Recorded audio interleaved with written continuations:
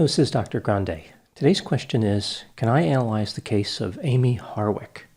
Just a reminder, I'm not diagnosing anybody in this video, only speculating about what could be happening in a situation like this. If you enjoyed this video, please like it, subscribe to my channel, and consider supporting me on Patreon. I'll put the link to Patreon in the description for this video. So first I'll look at the background in the case of Amie Harwick. I'll move to the timeline of the crime. Then I'll offer my analysis. Amie Harwick was born on May 20, 1981 in Sellersville, Pennsylvania. She graduated from North Penn High School in 1999. She attended California Polytechnic University, earning an undergraduate degree in psychology.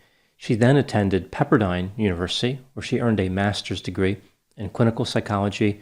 She would go on to attend the Institute for Advanced Study of Human Sexuality, eventually earning a PhD in human sexuality.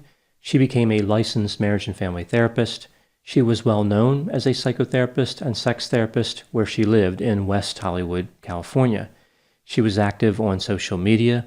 She was in various podcasts and appeared on television. She also offered direct services to clients. She charged $200 an hour, but she also provided low-cost mental health counseling to adult film industry performers. At some point prior to becoming a psychotherapist, Amie Harwick started dating a man named Gareth Pursehouse. He was a photographer and software engineer. The relationship ended acrimoniously in 2011. That same year, Harwick filed a temporary restraining order against Pursehouse, but it was dismissed after she failed to attend a follow-up hearing. She filed another one in 2012. This order was in effect until April of 2015. Pursehouse was ordered to stay at least 100 yards away from Harwick and refrain from any type of contact. Here are some of the allegations that Harwick made against Pursehouse in her petitions for restraining orders. She said that he choked her, suffocated her, kicked her, dropped her to the ground with force, pushed her against walls, slammed her head to the ground, and punched her with a closed fist. She indicated that Pursehouse pushed her out of a car on a freeway in June of 2011. It was at night and she was stranded. She said that in March of 2012, he broke into her apartment complex and smashed 10 picture frames on her door. The next day, he broke in again, but this time he left 4 dozen flowers taped to her door. The day after that, he returned once again. This time he waited outside of her door and played music. After this, it does appear that, at least for a time, Pursehouse gave up trying to contact Harwick. She said that there was some mysterious occurrences, like she thought somebody broke into her apartment and wiped out her computer and things like that, but there was no proof that Pursehouse was the one responsible for what happened. Harwick would become engaged to the actor Drew Carey in 2018. They would split up after having been engaged for only 10 months. This takes us to January of 2020. Harwick was attending some type of red carpet event that had to do with the adult film industry. It was hosted by Stormy Daniels. Evidently, Pursehouse was working at the event as a photographer and saw Harwick. Pursehouse confronted Harwick, then spoke to her for about 45 minutes. Harwick's friends would overhear Pursehouse saying a few things, including, "You are a hypocrite, you broke my heart, how can you be here?" He also talked about voicemails that he had received from her in 2012. He was repeating the content of those voicemails back to her. After the event was over, the two would speak for another half hour. Later, Harwick would tell friends that she was shaken by the encounter. She mentioned putting together a safety plan that involved talking to the police and buying pepper spray. Apparently, she told Pursehouse that she had ordered pepper spray and hired a contractor to check the locks at her home. She would later tell somebody else that she was unsure how to protect herself. This takes us to February 15, 2020. Harwick was at her residence in Hollywood Hills. She was texting a friend.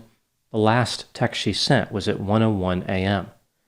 The police responded to Harwick's residence at 1:16 a.m. after receiving a report of a woman screaming. Harwick's roommate met the police on the street and told them Harwick was being assaulted inside the residence. They made entry into the home and found Harwick beneath a third-floor balcony. She was unconscious and severely injured.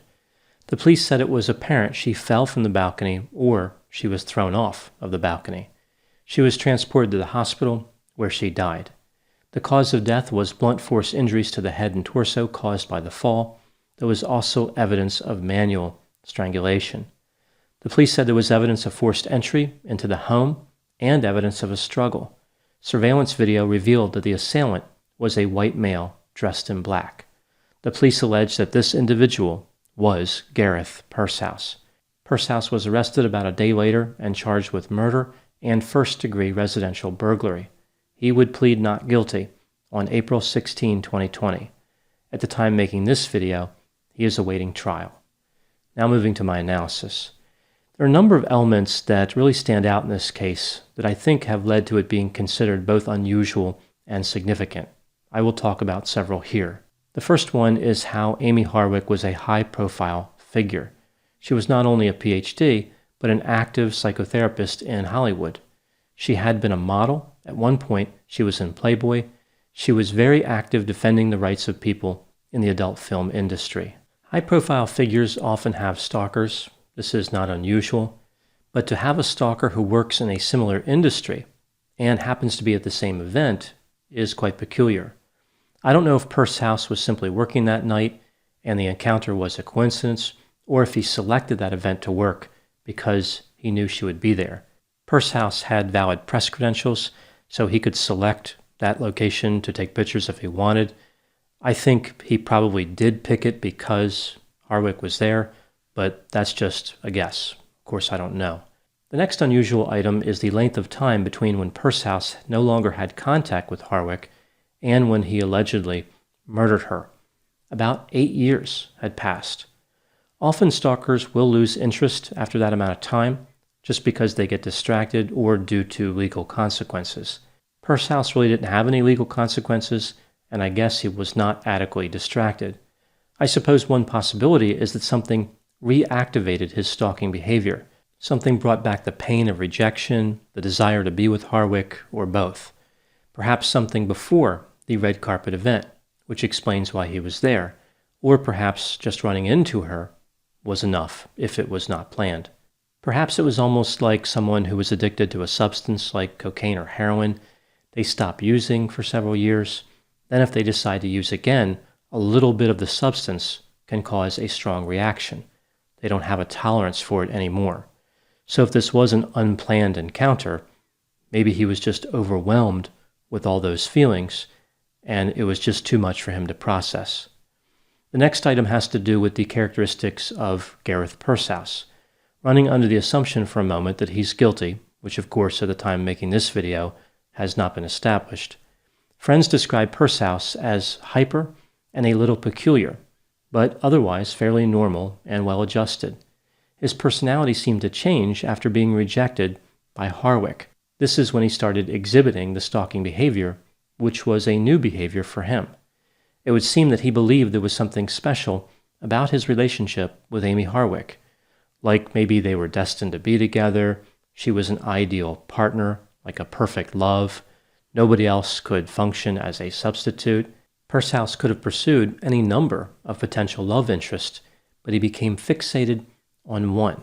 It would seem he just couldn't stop thinking about her. He couldn't stop imagining what a life with her would be like. In an interview, Drew Carey would say that Pursehouse was mentally ill and abused as a child. He didn't say it in a mean way. He actually said it in the context of forgiving Pursehouse for the alleged murder. I'm guessing that Drew Carey heard that information from Harwick, who of course had first-hand experience with Pursehouse, but I don't know how the information was transmitted or if it's even true.